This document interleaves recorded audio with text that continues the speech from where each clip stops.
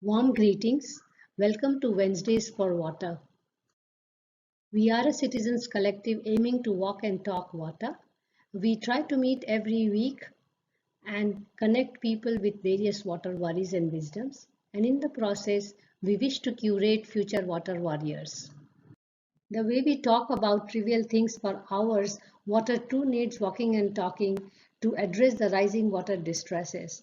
The way Wednesdays for Water is conceptualized as a prime time show, it wishes to make water everybody's business.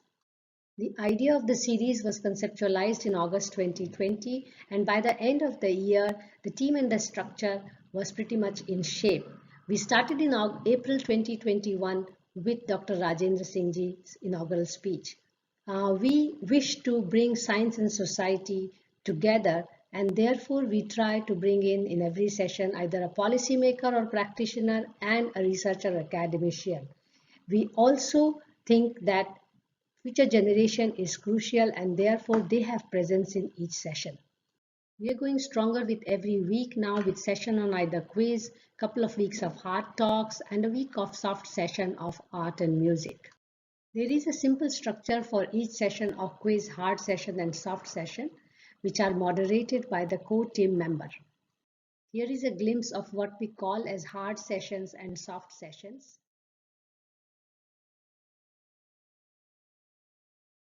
Good evening. Welcome to all of you to this session of Wednesdays for Water.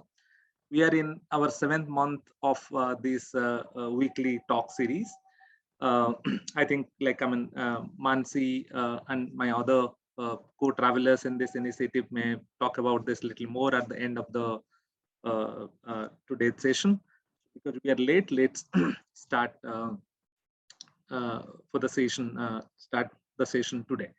So today we'll be talking about, today the session is about water education for children. And probably there is no other time to talk about this, no better time to talk about this than at this point of time. So in fact, we are of course going through a kind of time of climate emergency. That is what people say, and it's not an exaggeration.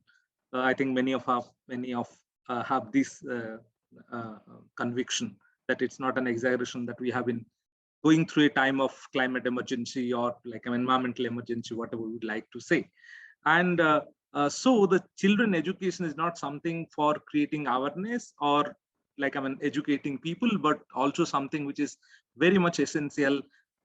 That's something which is very critical for very survival of the entire earth system or the ecosystem that we are depending on. And there has been lots of discussion in last few weeks over what's happening in Glasgow, where the global leaders have been talking about, though there has been lots of hype, whether that's for wrong region or the right region, but probably we cannot put all our hope on something that happens at that kind of level, right? So climate emergency or the ecological crisis that the world is going through now requires interventions at different scales, and education of the children or the generation next, what we are calling them, is probably the best one of the critical interventions in that context. So we have a wonderful panel today, and all our panelists do not need any interaction because they working in this and doyens in this specific area. But few lines about our speakers. We have Dr. Madhavi Joshi, who is a Senior Program Director at Center for Environmental Education. CEE, as it is known as, is one of the not the premier institution in terms of this, right? So we have been that and the kind of work they do doesn't need any introduction here. So she has been managing the youth program and rural programs, program groups at the center. And she has been involved in areas of waste management, sustainable mobility, greening, and different kind of areas. So briefly, and Dr. Sonal Donde is also an educator have long years as a researcher. Like, I mean, probably if I read the entire thing, it will take lots of time, but she has been in this field also quite for long. And we also have a young uh, discussant with us. Like, when I say young, it's really like, I mean, true sense of the word young, and his profile is very interesting, right? I would urge all of you, if you have not heard Hemang before or have not searched for him, Google for him, right? So, like, I mean, I did that, and it was a pleasant surprise for me. So at such a young age, he's a TEDx speaker, he's a climate advocate, he's a young eco-educational platform founder, pit crew member of NASA Human Rover Exploration Challenge, and like have won several awards for his work. I mean, that's a wonderful introduction. So thank you. Like, it's really, like, I mean, great to know about you, Hemang.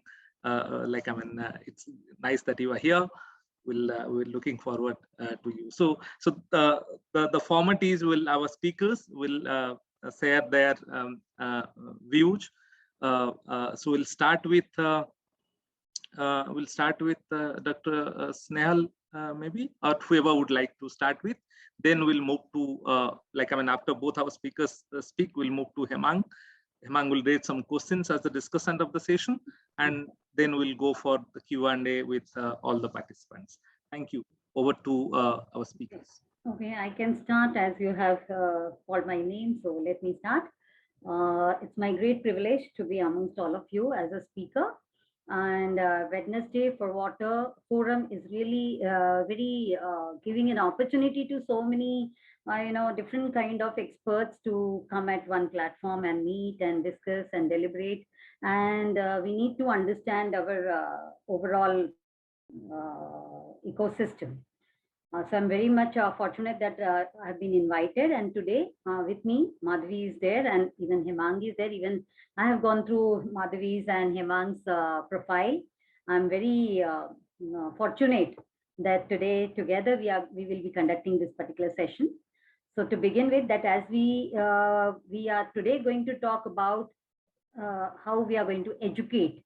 In education, how we are going to take ahead our initiatives.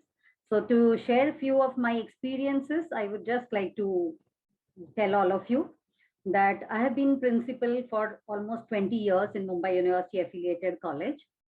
Why I'm trying to give you this particular my profile is the kind of opportunities that we get because of our profile. So being a principal in the Mumbai University affiliated college, I could handle a lot of higher education students, at the same time faculties, and in the schools, as we were trying to connect the students with other students. So mostly we believe in Jal Sanskriti and Jal Sanskar. While doing this, as we take our students to the local places to give them senses about, the problems which is existing, because today, as we know, there is a lot of issues regarding water scarcity, water pollution, encroachments, and already we are witnessing so much change in climate. So because of that, we feel that it's very, very important to change the human behavior along with their change in attitudes, and which will help in sensitizing the students. So keeping this in mind, that we try to take students to the places, we call it as Jal Darshan. We take them on different water bodies. We take them to the rivers, because I do a lot of river rejuvenation work also. So in that sense, that we go to the village areas. At the same time, being a Jal Biradari member, I hope all of you all know that Waterman of India has a forum called as Jal Biradari, which he leads through Tarun Bharat Sangh, and we are the core team members. So that is the reason that I could work across India on all the major rivers under his leadership. Then I have been convener for the Aviral Ganga mission, where we had done the yatra from Farakka Barrage to Ganga Sagar. That was on the stretch of Ganga from Farakka Barrage, which is there in West Bengal, to Ganga Sagar, that we had continuously done the yatra. Yatra means we go on the stretch, whichever the schools, colleges, universities, research centers, research laboratories, we try to engage with them. And we do a lot of sharing of ideas, experiences, thoughts, what needs to be done. So with all my these experiences that I have been, I have been working in the city areas also, in the rural areas also. And in that sense that we have been trying to mobilize students, our youth, who are our who are the nation's future.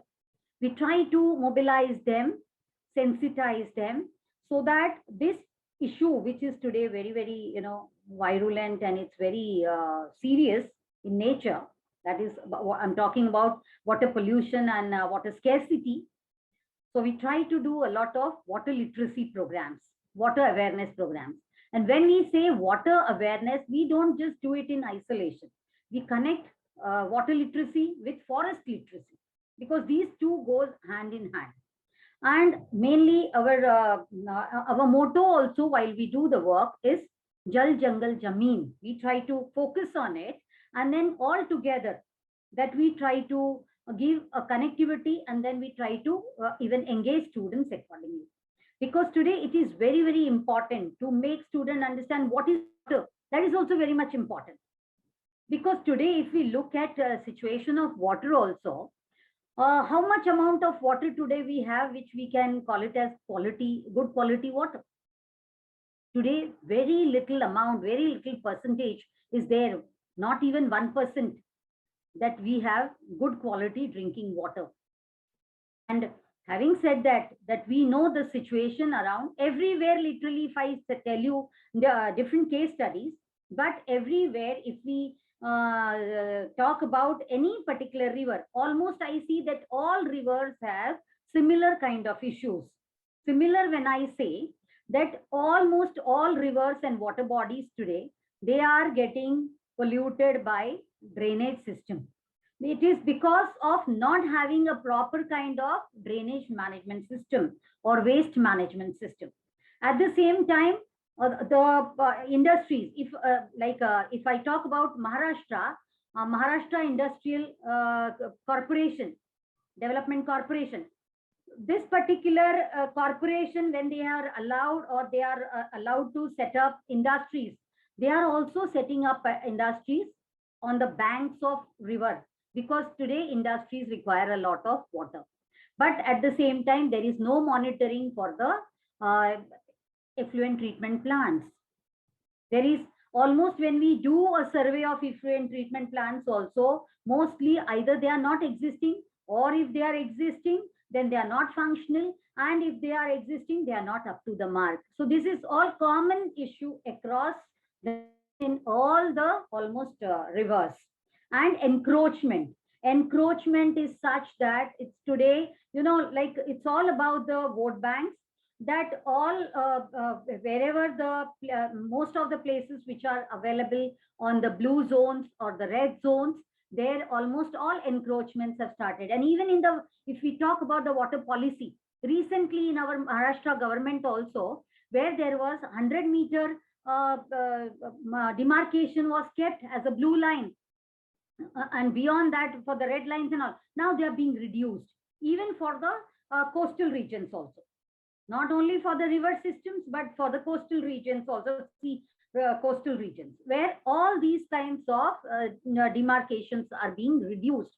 And it's being reduced only for the purpose of constructions and builders, for giving the builders lobby more of benefits. Now, almost across the nation, if we see that most of the rivers are being, restrained, or they are being, being restrained in the retention walls. Even if we talk about forest or we talk about rivers, the same. Now, when we talk about in education, now in higher education, one more thing I would like to bring into everybody's view, that in higher education, as we know, that community services, extension programs are there in our curriculum. So with the help of NSS, NCC, Department of Lifelong Learning, and these particular extension service programs, which is existing in our higher education system, we are trying to mobilize these students into the, for the revival of the rivers and even aquifers. That means to improve the groundwater level. Unless and until we try to, as I'll be repeating again and again some few words, please excuse me for that, because today it has become must that we take students to the actual places, to show, to sensitize them. We take them to the places, and in the project form, we make them, to prepare reports and all for understanding what is aquifer, what is environmental flow of river, what is ecological flow of river, what is river. First of all, they have to understand what is river. Today, most of the places, if you take them, rivers are all dead or diminished. So unless we take them to the places, we are not able to make them understand about this particular situation which is existing today. Another thing which I have been, being a principal of degree college, I have found that most of the time science students don't know anything about history and philosophy. Similarly, history, philosophy students don't have any touch of science. But since few years, environmental studies have been made a common subject for all the faculties. But at the same time, there is a gap. That's why I feel that science students should be given knowledge of philosophy and history, because unless and until we know about the philosophy and history of such water bodies or river systems, we will not be able to understand what we exactly need to do and what should be our approach of going. Today, almost when we are doing work on river, we are trying to give it an approach of river basin system, a river basin approach. Unless and until we go with that approach, our students will not understand a holistic view, because in isolation, a lot of work goes on. In isolation, people are doing a lot of work. But when we try to think it in connectivity, there is a gap. And that is the reason and why we are saying that students should be taught all these things from the primary level to the higher education level. Because if we look at today's the officers and the authorities, most of the places you will find those who are working in a particular department. Suppose I talk about the irrigation department or the geology department officers, they don't have today idea about how, it's like unless and until they take a holistic view of the things, they are not able to do the work. And mostly they are dependent on some other people, they don't know exactly. Suppose for an example, I'm working in Kamwari river in Bhiwandi in Thane district, Maharashtra. Now when I went to the collector's office, to the geology department, I asked for the map, or for the I wanted to study about the source, because unless I know from which origin it is coming and where the confluence is, I will not be able to have a complete idea about what exactly I need to start with. So for that, when I went, I find that they said to me, it is just a seasonal river which comes, but then it's not having any kind of connection with the Ulhas river or others. But when I try to find out the complete map, I find that how it gets connected to the Ulhas river, and further it goes into confluence into the Vasai Creek.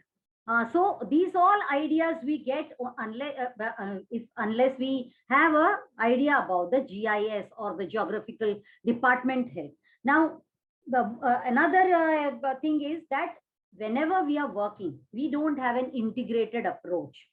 Now, forest department works separately, irrigation department works separately, land revenue department works separately, agriculture department works separately, PWD works separately. But while working in the ground, see, these all experiences I'm telling you only when I practically started working with the community. Otherwise, when we think about our subjects, when we teach certain subjects, we don't do it in this manner. Hence, I think our children, our students are also not able to get the proper sense of the situation. Like today, the definition even has changed of the teacher to the mentor. Today, we don't call ourselves as a teacher. Today, in any education system, teacher is supposed to be a mentor. But unless the mentor knows about all these things, we are not able to percolate right things to the every level of the students. For that, I believe that in the education system, it is very, very essential that we take students to the places and show them the kind of situation, and we make them understand what exactly is required. Because I tell you, when we do these kind of a thing, students have wonderful ideas. They are great innovators. They are, they can do lot of creativity. And we have really seen all these things when we have done such kind of a thing. Today in Maharashtra, we have started with Nadi Pathshala for that reason. And when we do such kind of pathshalas, we don't keep an eligibility criteria at all. Let that be any kind of a student. Maybe a person who is not an educated one also, only who is dedicated, committed for the cause of nation or for the cause of environment we allow. So such are also the students. So I mean to say that when we talk about education, when we talk about educating students, we should not have any kind of bar of the criteria. Only thing is, we can have certain, we can segregate, and accordingly we can teach them, giving them a, like customized sort of some courses by which we can train them regularly. This is what today we have to do, because unless and until we do such kind of an education, such kind of an literacy, I don't think we will be able to give students idea about what exactly they need to be doing. There is another way which I keep, discussing with the authorities and the education system people, that while we have our syllabus, which is being given by the university or from the school boards, we have a scope of, molding it when it comes to institution level of conducting education. Because syllabus is a part of curriculum. It's just a content of the subjects, and the examination system which comes from the board or from the university. But when we have to implement it at our local level, we have a scope of doing a lot of things through the curriculum. Now, for an example, I tell you, when I was principal in Bhiwandi College, I tried, for commerce students, I used to give them a topic like go and find out in any industry of their choice, which is near to their house, and they can go to the any industry. Like mainly there was power looms in our area or warehouses. They choose that, or supermarkets or anywhere. I tell them to find out the plastic, like solution to the plastic problems. Now, in that, suppose it's a commerce student or economic students or account students, I tell them, you go and find out in the industry that how much amount of plastic they are using, for what all purpose, different purposes. What replacements can happen because of that? Like instead of plastic, what other things they can use? And in that also, what will be the commercial implications of that, environmental implications of that, in a data form, that when they look at it, they get a better sense of that what we can do. And when they do these kind of studies, we make them share it with the authorities. Like we share it with the commissioner, local corporation commissioners of different their departments. We go to the Gram Panchayat, Tehsildar or the BDOs. We share these kind of data with these particular officers, so that they are in that local place only, they can have a sense of that what needs to be done if they have to do proper tackling with the plastic problems. So unless and until, because what I mean to say here, when I was talking about curriculum and the syllabus, as a project part, they can, students can be given n number of projects, or through the internships also n number of projects which they can do, and through that a lot of data can be procured. Today we are missing on these data. I tell you, in the corporations also, environmental survey reports, they are not being prepared properly. But our students, when they do such projects, they contribute to such environmental survey reports, which helps in, you know, a proper recommending proper kind of solutions. Because when you go with you substantiate your claims or your demands with data, it convinces people very well. To tell you an example, rainwater harvesting. It was, you know, we had a policy since 2003 that every new building, when it comes up in any particular place, they have to comply with rainwater harvesting policy, and then only completion certificate will be given. We conducted the survey with the hospitals, government offices, and everywhere. We found not 0.1% of the places are complying with these policies. But when we go with data, see, immediately then the officers also say, yes, yes, we have not done and we will be doing, and then we make them do that. So it has all started with this kind of an approach, because today it's very, very necessary that we have to bring in this connectivity between education and corporation, education and corporate, education and gram panchayat, like education institution and gram panchayat, this way. So that what will happen, that with a proper kind of survey reports, we can get certain solutions for the places. Similarly, in engineering colleges, biological sciences was not being taught. Today, when we talk about ZLD, now our government says about ZLD. When we try to ask zero liquid disposal. So when we try to ask in, you know, IITs or any such engineering students also, that tell me how ZLD can be approached, because salt rejection cannot happen. We are talking a lot about ZLD, but what we will do about the salt which is getting accumulated and its impact? And if the engineering students don't have any connectivity with understanding of the biodiversity, biological system, biological species, so that's why now from, you know, we have to come out of this isolated kind of a teaching learning to a holistic teaching learning. I think with this approach, we will be able to do a great lot of good work in the society. Our students will get a complete idea. Hemang, like people and this girl who was there recently in COP26, that is Vinisha, then others, those who are doing a lot of good innovative work. Unless we try to give this, you know, thoughts to their minds, creativity will not happen.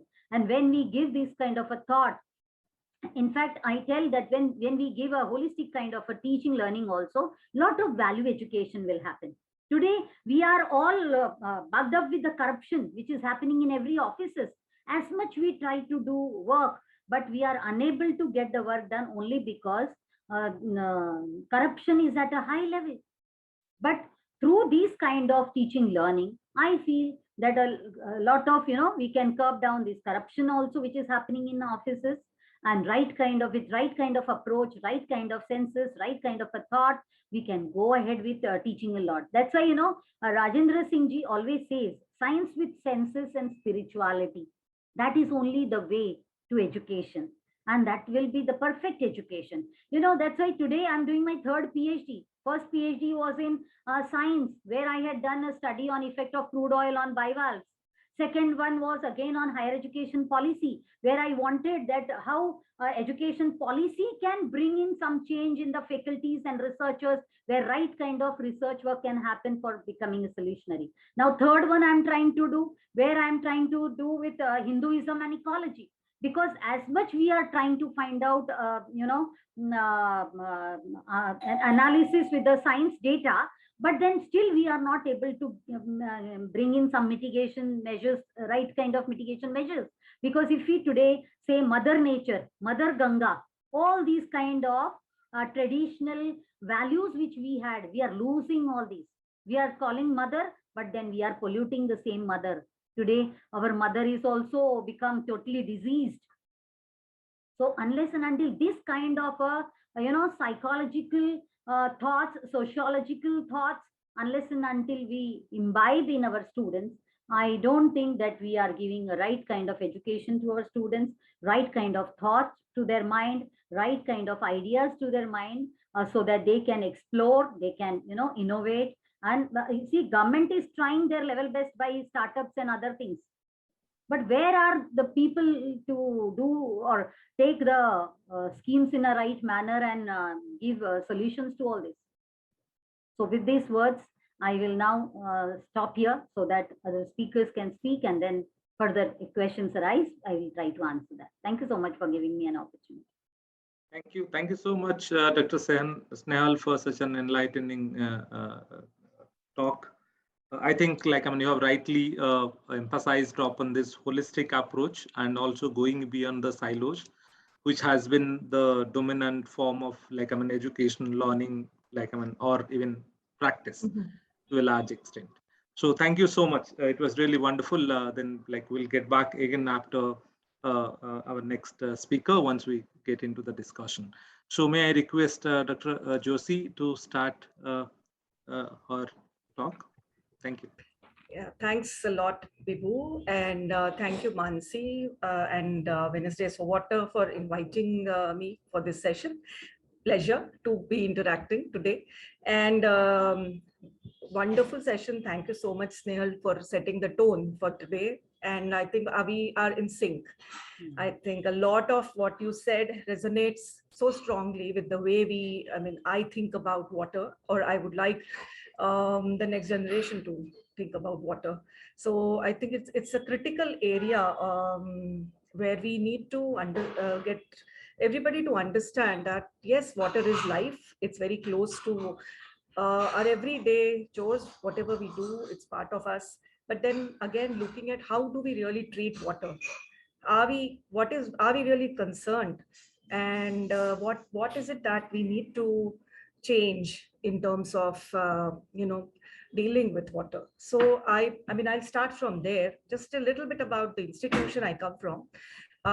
Center for Environment Education, which I come from, was set up as a center of excellence in environmental education by the Ministry of Environment and Forests and Climate Change in 1984. We are registered as an NGO, so we function like one.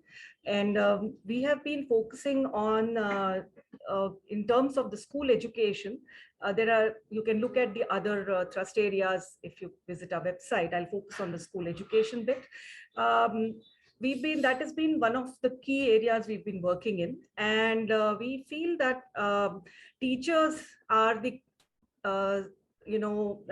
drivers who we need to kind of address so that they can influence the number of generations of students who they teach. And that is an area of work that we've been doing quite a lot, developing teaching learning materials, also working with teachers in terms of supporting them in conducting activities in their schools, and in different languages across the country. So there is a lot of experience as a whole at the center in terms of different aspects of environment.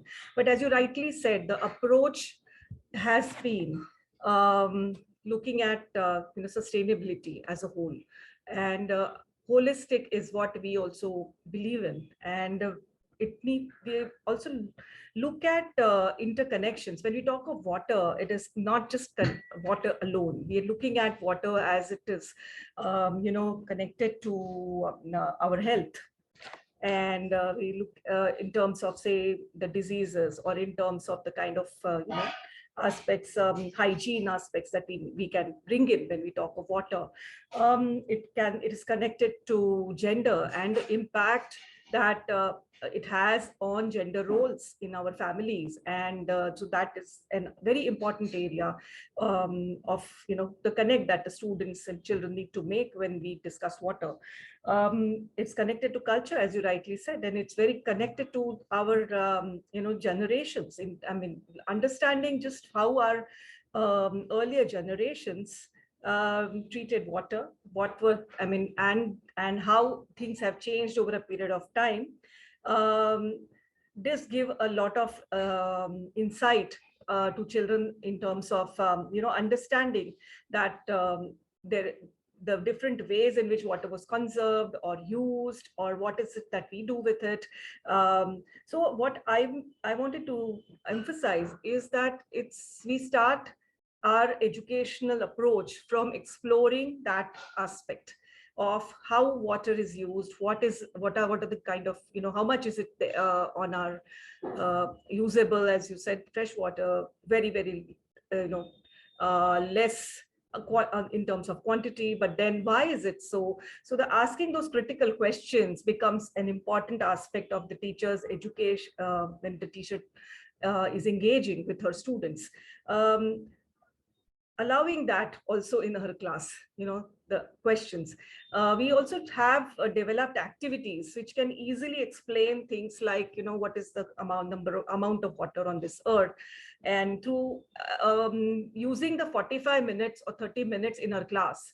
Because when we started working, there was an issue in terms of, the teachers always having this constraint of not having enough time to do additional work. So again, connecting to the curriculum, using that time creatively and making it interesting for the teacher and the students to learn about different aspects of water. So one of them being activities. The second aspect we do is in terms of, say, demonstration. So again, using demonstration methods, trying to get them to actually calculate. So, and again, also, teachers don't have to be just science teachers. So they can be science, maths, arts, social studies. So there will be a mix of teachers who can engage, bring in the different dimensions of the issue of water. So that's something we insist on, that we do not want to focus only on science teachers in terms of dealing with environmental education. The other very important aspects also, how does water, say, the issue of equity, who does it impact when there are who gets subsidized? So these are issues in terms of, say, the poor probably are paying much more than we are, so in terms of in urban areas, for instance. So again, researching some of these questions. So audits and researching become very important tools for them to learn in terms of posing a question and trying to go after it and trying to learn about what these issues are. So we do a lot of audits. An interesting example I wanted to give, when we were doing a project in Ahmedabad with some students in some schools, and when we ask them, where does the water in your house come from, they say, oh, it comes from the overhead tank. Okay, so they had no idea where it comes from. And so then, of course, we start them off on that journey of find where it is coming from, and they find out what happens to it, and the journey gets completed. And then there are questions. They get to meet also. We ensure that they meet the municipal officers who are dealing with that, the facility from where the water is being pumped, and then where does that water come into that pump, into that, So again, the whole aspect of curiosity and understanding that it is not just a body of water, but then there are a lot of issues associated with it. We also feel that it's important that to look at it as a solution-based approach. So it is not something that we just learn, create awareness, do a rally, and be done with it. Students learn best when they are given the chance to try and find solutions, and they don't have to be right all the time. They can also try and look for solutions, and they can also look for different kinds of solutions. So, and so children don't have to find all the solutions also. They can always, they can look for solutions which are available. So it's not like they have the onus of trying to find solutions, and we can't place the burden of the what is happening to our water sources and water resources on the children. But it's important we are engaging children for inculcating the right values, inculcating the values for the taking leadership, taking stewardship in terms of water conservation in their homes, as individuals being more conscious and a sensitive individual. And that is where that is very important. As early as it starts, I think we can actually influence. The other interesting thing about engaging with young children is also being able to influence parents. So we always feel that when we talk itself, then the whole thing goes to the home, and they question their parents. We've had students actually do water audits at home, and then once they have done a water audit at home, they have actually been able to also bring down the water wastage in their home, because they've been able to take that leadership. Not everybody does it, but a lot of them do. And it's a fun activity, but it's also at the same time it creates that consciousness and thinking among them, that it is important to do that. It's also important to look at an intergenerational aspect. So I'm asking your grandparents of and engaging with them. Also looking at people who manage water and who are working with water. So a pump operator, for instance, in a village is an important individual. And if the village school children can do an interview and understand their view in terms of water and how important and how much they pump in a day, and looking at the whole water regime in their village, get involved in understanding that, I think that provides a lot of insight for young children. So I think these are some of the aspects. We also look at basically visible and invisible water. So not just what you see, but what you don't see. And it is linked to our lifestyles, and also I think linked to also a lot of discussions that are going on in terms of climate change. Food we grow, the clothes we wear, there is water use in everything, right? So that connection needs to be understood. And I think the critical choices get made based on that understanding.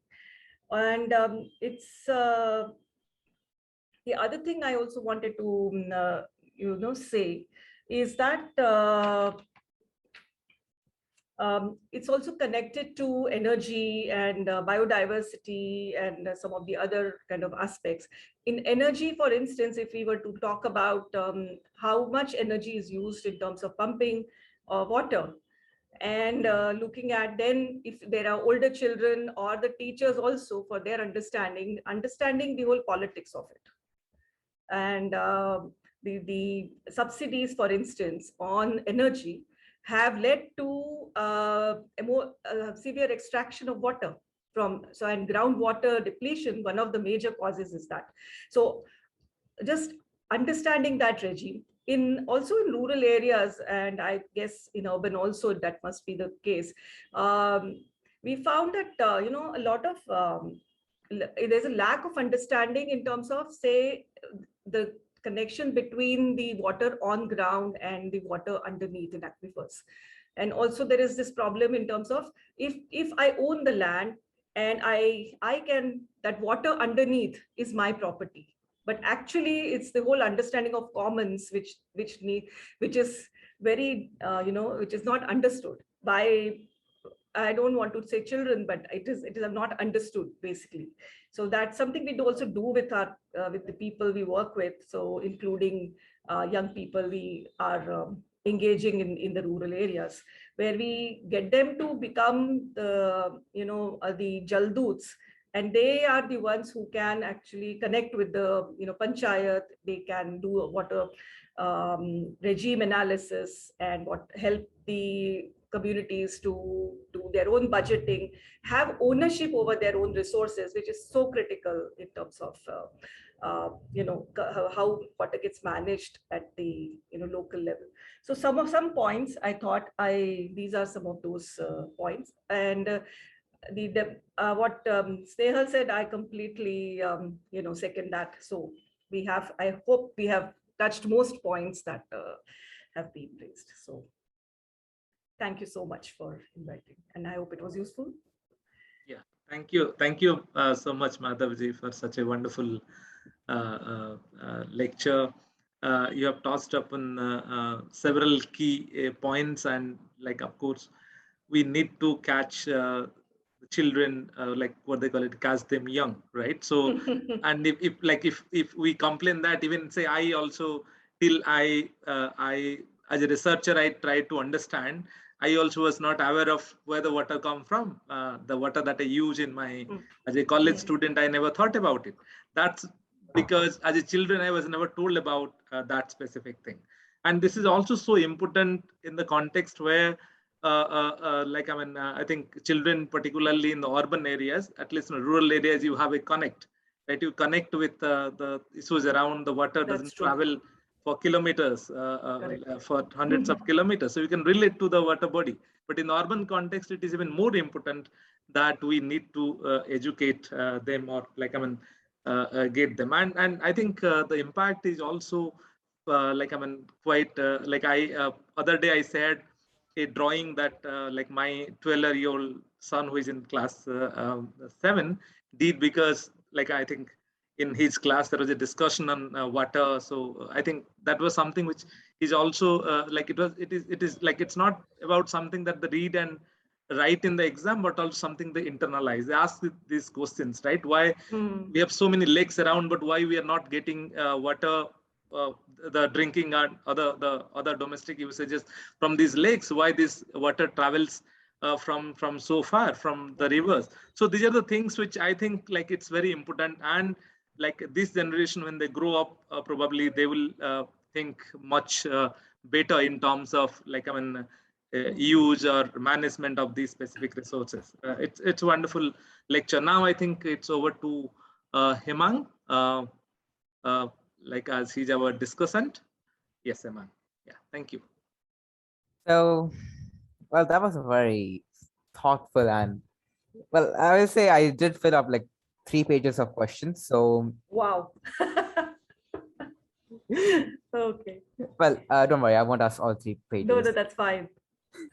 Yeah. So, I like one question I was very curious about. So, this one actually is kind of personal. So, when I was around 10 to 9, I used to go at like 6th standard, and issue over there was that teachers were like, okay, so this is a textbook. You can go, this is a pound that exists in Hyderabad and like this. So curiously, after like around 3 months after that, I visited that pound and it didn't look exactly like that. It was completely dry to the bone. There was a dry fish over there. It basically creeped me with a lot of well, let's just say I didn't sleep that night. I was just filled with terror. So after that, I went to teach like, hey, why does the textbook show like so green and beautiful? In the reality, it's like basically a living nightmare. And she's like, well, that's Hyderabad for you. So like, okay, fine, understood that, and I left her from there. So it's always like it's a mis kind of communication, So because in textbook you see something else, and reality it's abomination. So I was wondering your thoughts on it. Like, it's not up to date. I mean, it's very hard to print out very books to keep out the points progress. I get that. But the book which I had in the school was, I checked it again. It was printed in 2017 and the main school was running in 2018. So I was like, well, that's a long time. So yeah, I'm wondering your thoughts on it as well. Yeah. Can I? Yeah. Yeah. Okay, Hemang, I think that's the problem in terms of, say, education and, I mean, the kind of material that gets developed. It's a long process when the textbooks get developed, and, there is this whole textbook board, and, there is writing and experts and all of those involved. I think what we have been, trying very hard, at least our material, we try not to include, be very, very conscious of what we are doing. I think it's important. One is to understand the context, and sometimes you have examples. This one you're talking about, which is completely not, in sync with the reality, right? What you were saying. But there can be also some things that, there is, you have fruits and you have a fruit which is not even available in that particular state, and that they still have that example. And the children are kind of wondering what's happening, So I think one of the things that we've been we've been trying to get through to with the state government departments, wherever we are part of the state, textbook boards, and or at least helping them in developing the textbooks, is to use examples. I think it's important to use local examples and be realistic about it. We did a map of Ahmedabad city. It was an interesting example. I went to ISRO.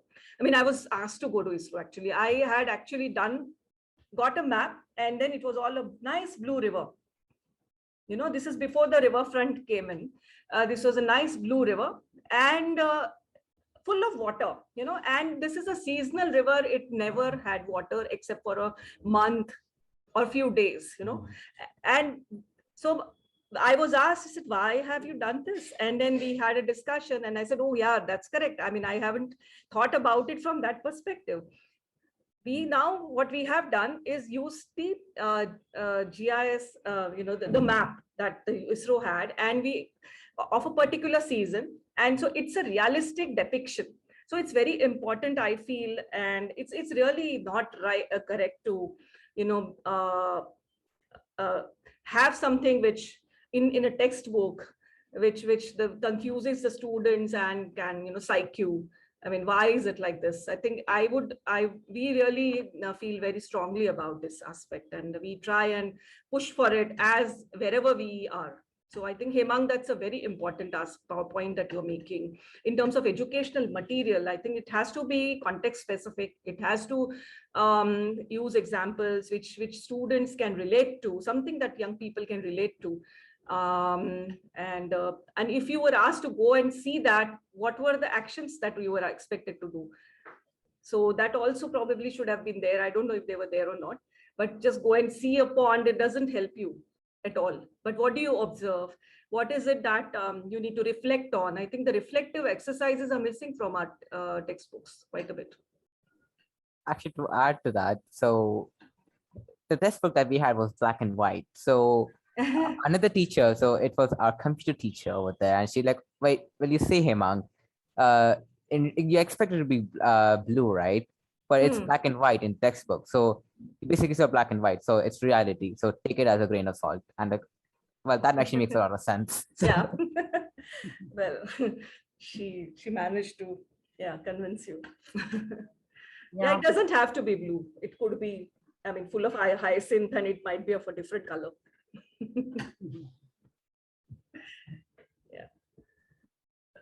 That's the first question I had. And the second question, so this is actually about policies. And who doesn't have policies, am I right? Basically not definitely, well, to put it a straight face, it's not reinforced. Definitely not. Actually, that's actually a fun fact over here. So our Minister for Water, I don't know his real name. So basically, he came and said about, oh, we are introducing new policy for water and so on. So he was posting a lot about it. And after a month or so, I was like, okay, you know what? Let's go on the news. Let's go on the website and see like what's going on. And I have seen no updates about the policy being reinforced. And basically, it was next to that. I was like, well, that's a PR move if I have ever seen one. So it's a question that do new policies just PR moves at this point, or are they actually doing anything? That's my question. See, about the policies, I will try to add here that see, today already we are having a lot of policies. We don't require new policies at all. What we require today is monitoring and implementation, effective implementation. I'm using effective word because what is happening, we have very, very good policies in India. We don't require new ones at all. But in the name of, if we have to do something new, only we try to think about again formulating some new policies. But if we look at, for an example, I'll tell you, I would like to share with all of you here. Now, when I said that I have been working in Farakka Baraz area on Ganges, there, a lot of land is moving towards Bangladesh. A churred kind, because there is lot of sedimentation which is happening in Ganges. Chur land kind of things are getting formed, and they are becoming as a no man's land. There is no policy for such lands where people, those whose houses are getting submerged, and they are going and establishing themselves on these new chur lands. They don't have rights also for voting or any citizenship. Okay. Now, such things, it's not that this is something new. It's in 72 that the Farakka Barrage was commissioned. And since that time only, after I think two years of it, these churlands started getting formed, and then this land bank erosions and all, people losing their all properties, lands and everything, and then they had to live on these lands. It's not that state government is not getting to know about this, or central government also. Because if I talk about the barrage, that means the dams, big dams, they are under the jurisdictions of the central government. But where? In a particular state. Okay. Now, in the particular state, in particular area, Farakka Barrage area, now there is local government. There is a lot of policies for local government, central government, state government, but only thing is, as I said, there is no coordination, no cooperation, no collaboration, and that is the missing thing. So to tell you, Hemang, you raised a very right question. That today we have lot of policies. Now only thing is it needs to be effectively implemented, and we need those old issues. We need solutions for them, and that can only happen by implementing the policies rightly and looking at the things which is still remaining ignored. So this is the fact of situation today, and we are expecting you children only, once you grow or you point out, like Greta is doing, like I said that Nisha is doing. So all of you all have to bring to the notice of the government today that we don't require new policies. We want your help for proper implementation, and what we can help you, tell us. Because from local areas, you people can send the information data that these are the things which needs to be corrected. Already there is a policy. So please help us in this. So this is only is what required. I hope I answered your question. Definitely. And it's a very good point that saying that we have dozens of policies just waiting to be revealed and to be implemented perfectly. And not to mention, there are quite a policies which have been implemented in past days and past years. It's just that they're not really effective. That's the main issue. To please the, let's say, the citizens, the internet policies which kind of work. In Hyderabad, there was a policy for not wasting water, but it was only for restaurants, not in home usage. So, which really made no difference in water wastage. But again, it's like, how do we? Yeah, basically, and that's kind of question really like I said, it's using it's policy as a tool has been only for using as PR tools recently, and I feel like if people do get serious about this water issue and climate change issue, we have so many policies, and like I go to government website and check about just one policy about climate change. I see a couple dozens of them, but when I see the activity on news and things and report by normal, I even ask the authors who did this policy in the first place, and they've never been having change. So that's kind of a sad thing to see. But there's actually a new startup in, I believe, in New Delhi, who's willing to basically change the legal system and fight for these policies to come and change. Hopefully that goes very successful. As far as it is hope. Moving on. There's one more question. So Mr. So, Dr. So one question I was had, like, teaching is quite a hard job, and no one denies that. It's very hard to be near kids and listening to them, keeping them quiet, and teaching them a subject very carefully and very precisely. It's a quite hard job, and I respect everyone for that. And I could not say for my own school, which I had a bad experience with, but let's not get into that.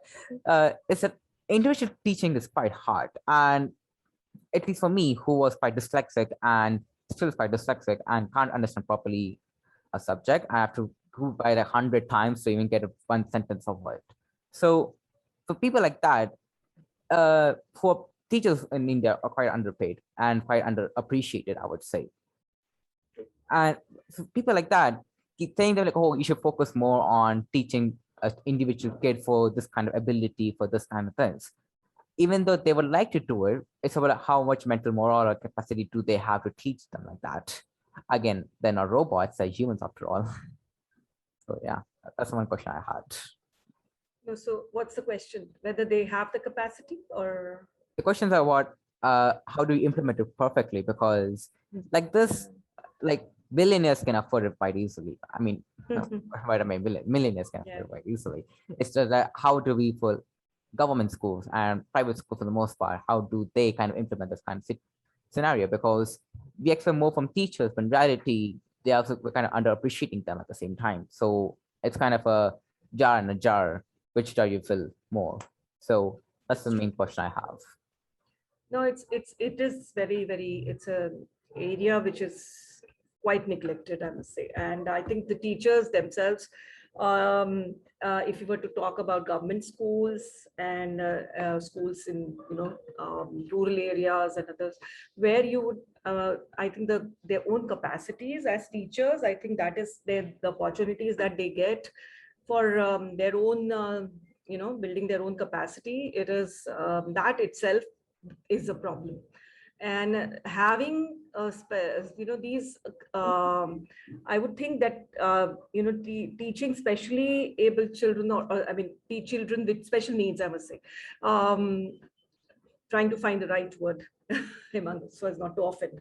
I think that needs a specific training and aptitude. I think it is not about anybody. All teachers probably, they might be sensitized to kind of dealing with children who need to be having, but I think peer learning also helps.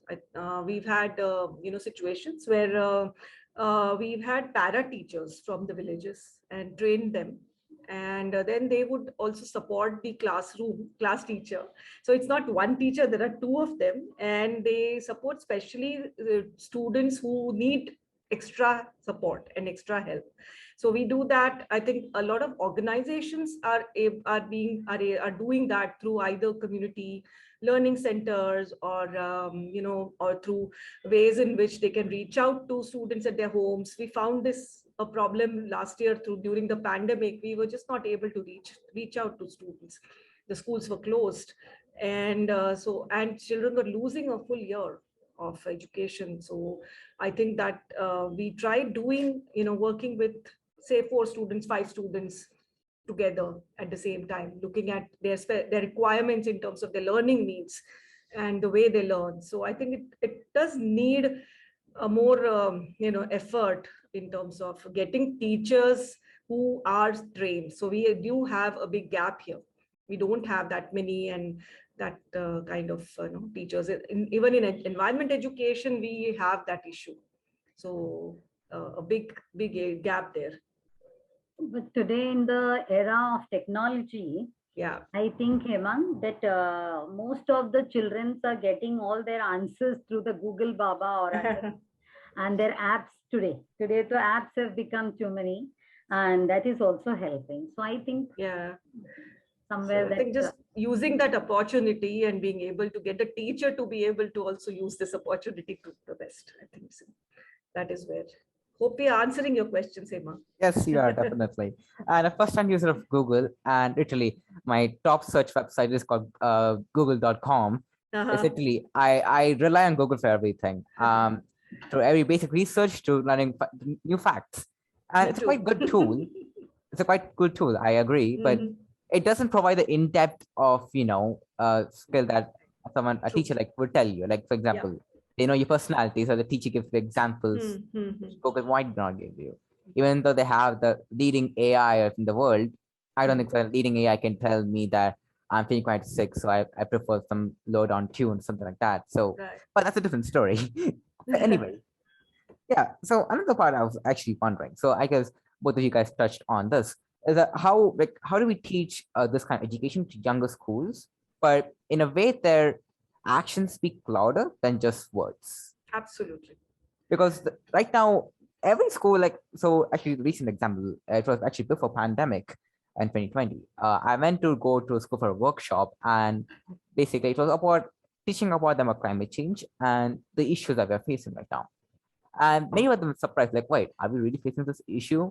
I was like, they came to me like, hey, Hemang, so what is this climate change thing? I never heard of it. Neither my teachers teach me. I went to ask them, like, hey, what is climate change? And they had to Google and tell me.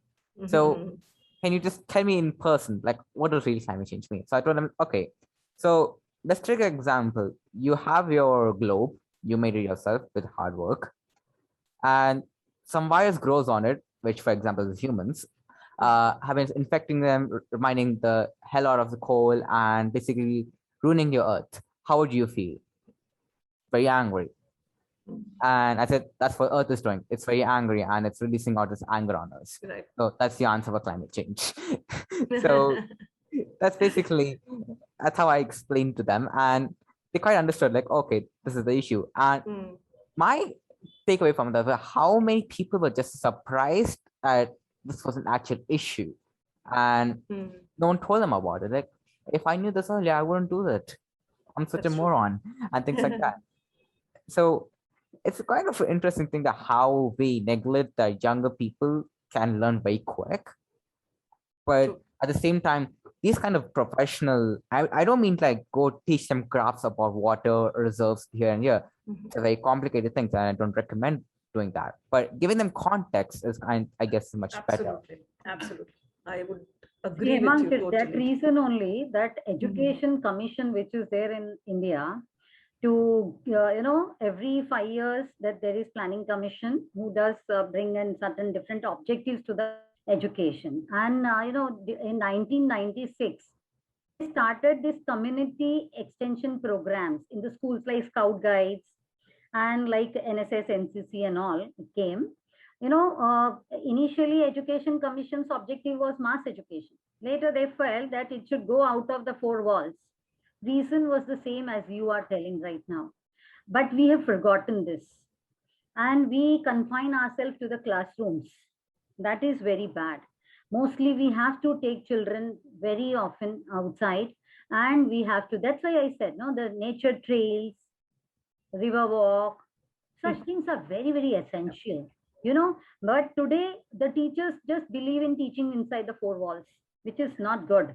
And under this this extension programs, at least that should be sincerely done, where students can be taken to the community, like some ecosystem places and all, like water, aquatic system, terrestrial system, or wherever you like, some where this Adivasis and all they live, because many city students, they don't know who are the Adivasis today, how they live, what is the kind of herbs which they are such a good tribal healers, they are big doctors, but we don't know, and slowly they are becoming extinct.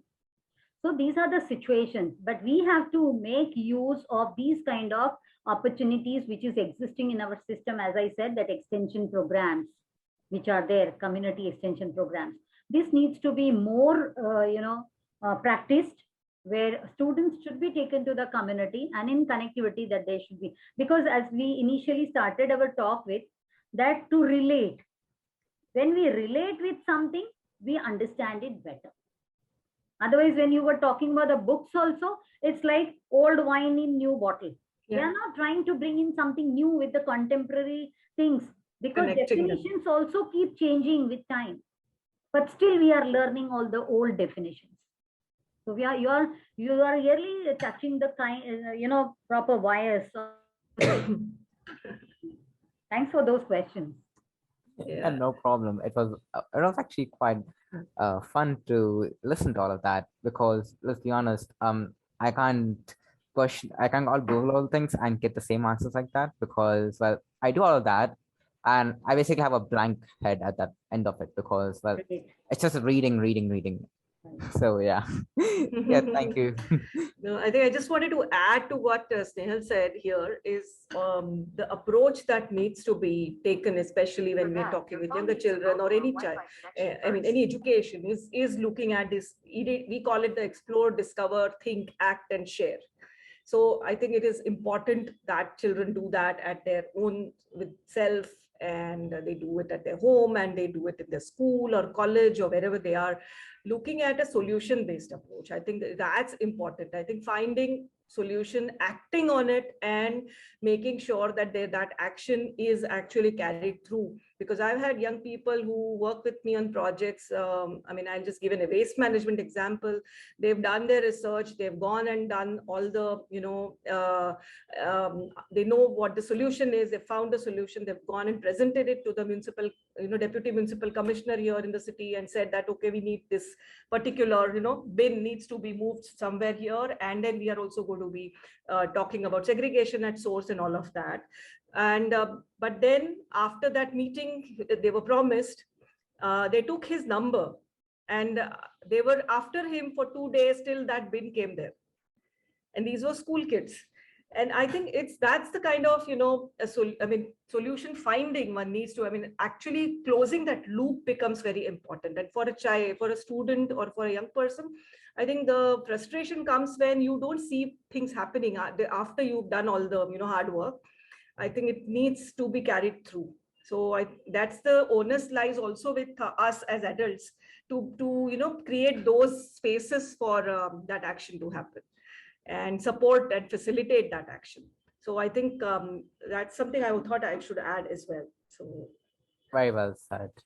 Yeah, that's actually pretty good. And I guess we are coming with to end. So to end this discussion with, so as Dr. Snail said, collaboration is very key. We have fought wars together.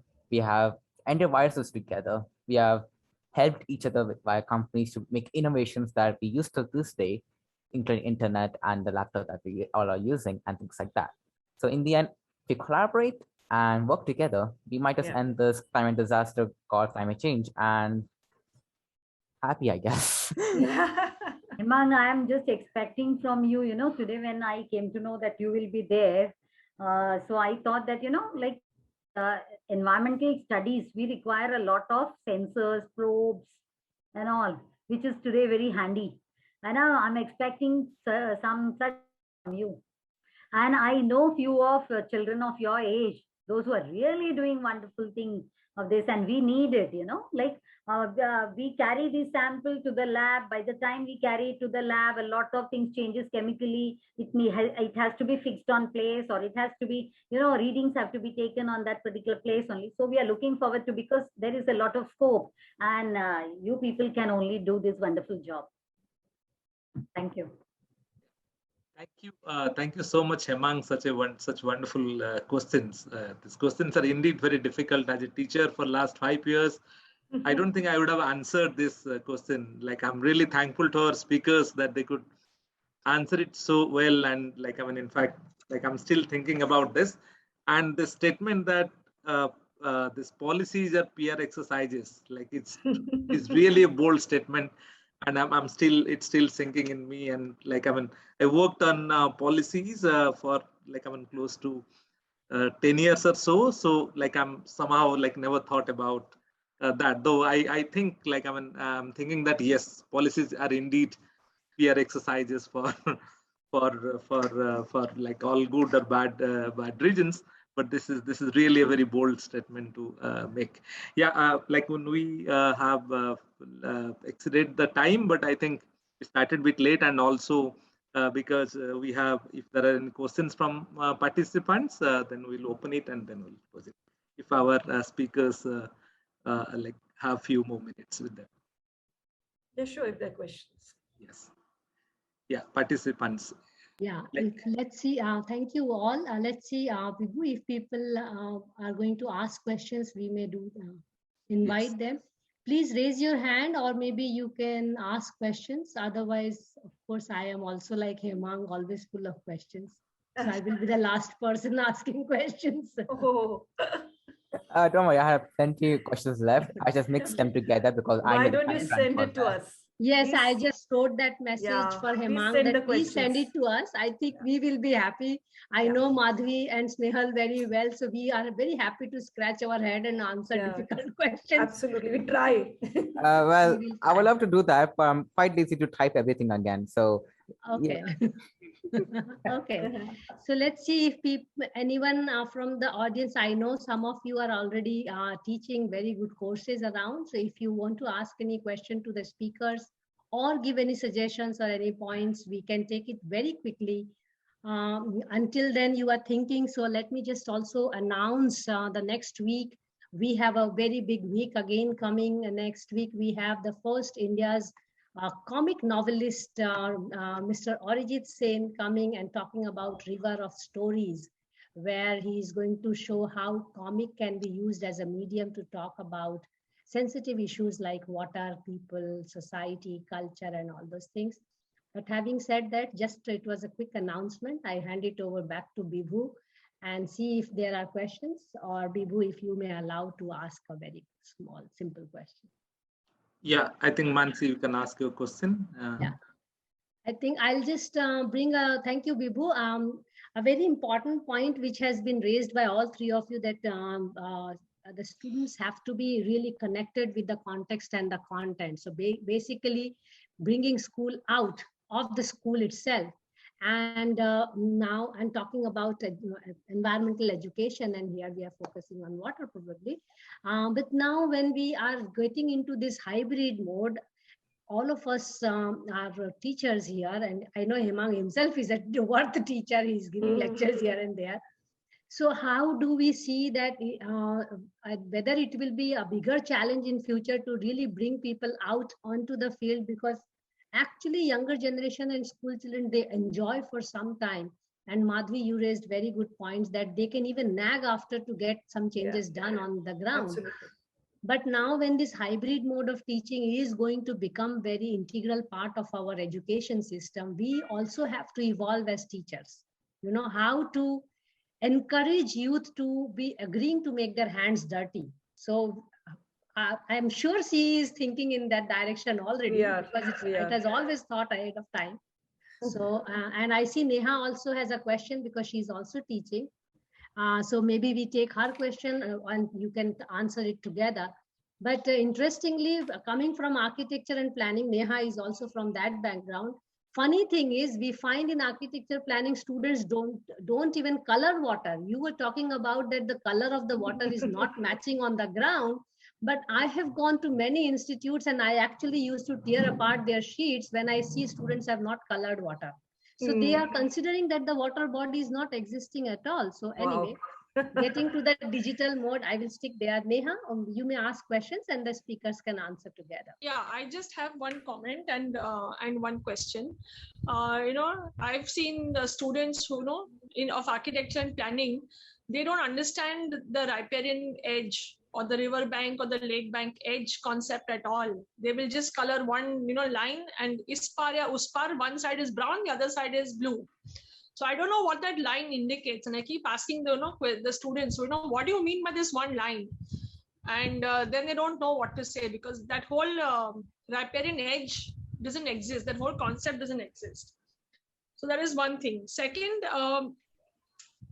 in my experience as a teacher and as somebody who's been working on ground, I see that environment education has become very elitist, in the sense that it is discussed in niches and circles. I've been, and especially because of the pandemic, there have been so many webinars on all these things, but I don't see true collaborative working, even amongst the people who are most concerned. One is, there is a gap, some gap over there is what I feel, and I want to get a clarification from both of you, because you are working on field and with students and with other institutions or agencies or outfits that are dealing with water and or with environment, and specifically with water. So it has become very domain specific and a very niche kind of a thing. So is that what you have also encountered, or is it just that what we encounter in our own niche of Vadodara? or niche of architecture planning. Maybe I will just complete the sentence, Yeah, because I also probably, feel the yes. same. So, okay. Yeah, I think I think that observation and experience is true. I mean, it is the collaboration among institutions like ours and other institutions who are working in environment conservation and action. I think there is we do want to collaborate, but we end up not collaborating. There is still, I think, but there is it's important that we do. I think it's the key to be able to work, together and bring our strength to influence action on ground, also influence policy, because each one of us is doing very, very important work and has years of experience, which can actually, really be useful. And so we do. I mean, we end up working in our own sectors and areas, so that happens. And we have been trying to kind of collaborate on projects. So it's easier to collaborate on projects and programs, Neha, compared to collaborating. Say, for instance, we've been trying to build networks.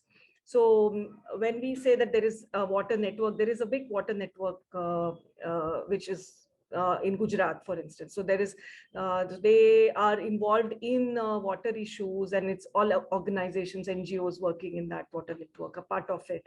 But I mean, so there are efforts, but I think there needs to be a little more push and importance given to this. But I don't think that is the case everywhere. I think there are efforts which are very, well documented. Rajendra Singh ji's effort, which Snehal was talking about, I think that is something that binds a lot of organizations together across the country. So there are, inspiring in examples also that we can learn from. So, I mean, if I'm answering your question, I think that is something we need to really work upon as institutions, but also colleges. I don't think colleges want to collaborate with each. Sorry to make that statement like this, but I've been trying to get universities to work together, and collaborate on certain projects. But I mean, they don't say no, but there is resistance, I feel, because everybody wants to have their own niche. Right. Frankly, I agree with you. Yeah, I add here that it's like, like more of autonomy is being encouraged. Yeah. Other side, another thing is about the privatization. Every institution wants to be unique in their own way. Nobody wants to share their ideas. Correct. And if I talk about now the authorities and different departments, ego is a big issue. These are things which are actually very small from my point of view, but very difficult to break these nuts, because somehow people don't feel that if they share ideas, share thoughts, their ideas will be getting hijacked. But I see that if this is done, then lot of new thoughts, ideas emerge, and that is how you explore yourself. But sorry to say that with my own experience, I'm sharing with you all, because I too almost travel, because I'm also member of World Water Council, as well as across the nation. I'm working in different forums and all. I have seen these things as a constraint. Yeah. People, instead of thinking that if we share the thoughts, if we involve more number of people, more good work can happen, it's ulta. So that's how things have got hampered. But very good that recently, when I have been speaking to many of the speakers, I see many of architecture planning persons have started coming into these areas also. Earlier I had never heard about, and I was not having idea also that in water, river rejuvenation and all, people from architecture and planning will be coming. Yeah? Regional planning, they would definitely have to be there. Yeah. But I think some good things are also happening, but some old practices are not. It's very hard to leave, So that's what is happening today. Thank you. Yeah, Hemang. Thanks. Yeah, I just want to say something. So, Dr. Manch actually inspired me to do architecture at one point in my 2021 madness. I was like, you know what? I should want to become an architecture. But after hearing the statement saying like they can't color water to water and land to brown, I kind of it's kind of a final nail in the coffin for me. And I'm very feel glad to choose computer science over architecture. So thank you, Dr. Mansi. You actually saved me. Oh. Thank you. I'm there for you. Okay, Bibu, will you do the Okay. valedictory? Yeah. Yes, yeah. Thank you so much. It was really a very interesting and engaging discussion. Like we got few participants, but I think it was a very lively discussion. I think all of us have enjoyed it a lot. Thank you, both Dr. Madhavi and Dr. Snehal. And of course, thank you so much, Hemang. I think we should keep this conversation going. And like, I mean, yes, I would also would like to reach out to both. Yes, I agree with the speakers about, like, I mean, though we have been talking all about this collaborations, but this is more in terms of, like, I mean, speeches rather than in action. So let's work this talk also, at least, like, I mean, Absolutely. people who know each other, let's try to Sure. come together, or else like we'll be facing like, I mean, difficult like will be embarrassed, like, I mean, people like these young boys like Hemang will keep embarrassing us. So to save Hemang our will own, yes, track of what we're doing. That would be a question next time. so What in are you our guys up interest, to? I think we need to come together and do something so that we, like, I mean, we can show our face to our next generation. Yeah, and thank you so much once again, all our speakers. Thank you so much, all our participants being here, and we look forward to your participation in future events. And like, I mean, Mansi has already made that announcement. We have a very interesting storytelling session by Arijit Sen next Wednesday, 5 p.m. And we'll be sharing those details with all of you. Yeah, thank you so much. Thank you so. Thank you. Closing Thank you remarks. all. Lovely session. Huh? Thank you, presenters, for joining us today and enlightening us with your wisdom. Also, thank you all the participants for joining us and making the session interactive. Besides walking and talking water, worries and wisdoms collectively, we see this as a platform to cross-connect and expand our network and explore possible collaborations. We are also making notes to publish both scientific and non-scientific work. Here is a glimpse of some of our writings. You may reach us through email, LinkedIn, Facebook, Twitter, Instagram, and also look at our website www.w4w.in. We look forward to your suggestions and comments to make the series more meaningful and engaging. And meanwhile, we hope that you appreciate today's session.